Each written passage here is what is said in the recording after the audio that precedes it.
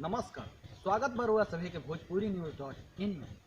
आज हमने के आयल बनी जा बलिया जिला के बैरिया विधानसभा क्षेत्र के अंतर्गत आवे वाला गाँव दया छपरा के निकट और चकिया के बीच में एगो गांव पड़ेला हरखपुरा।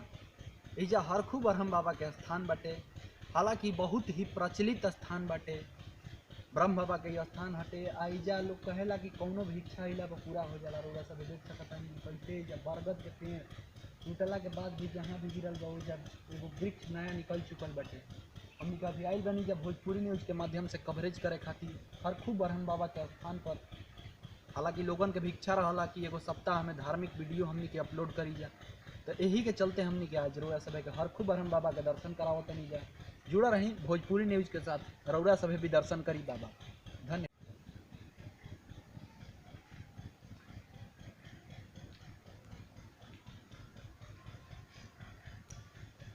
एजा हवन कुंड रउरा सभी देखतनी।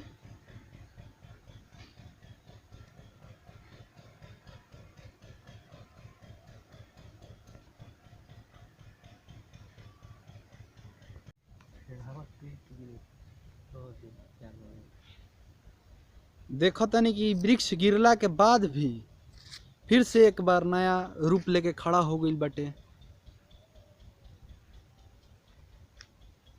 हरियाली पूरा तरह से भरल बाटे वृक्ष में। हमने देखावत नहीं जाए वृक्ष एकदम मतलब आंधी तूफान में कभी के गिर चुकल बाटे। एजा हर तरफ वृक्ष गिरल बड़े सा, लेकिन बाबा के कृपा से सब वृक्ष फिर से उग गइल बा वही तरी। ई बाबा के कृपा बाटे। हरियाली हर तरफ बाटे। एजा कौनो वृक्ष सूखल नहीं है।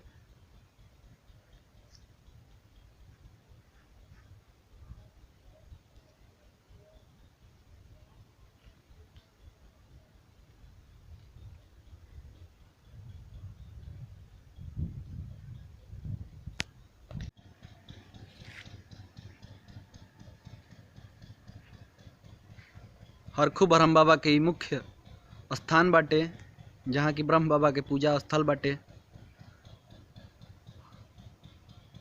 हर तरफ रउरा सब देख सकतानी कि एकदम वृक्ष और मंदिर बा।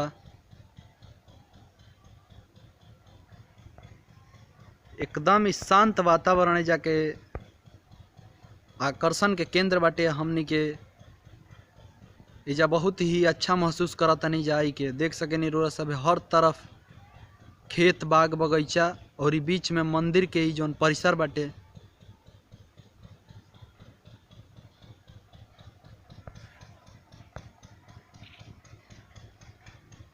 कितना एजा शांत वातावरण बाटे रउरा सब देखतनी एकदम से।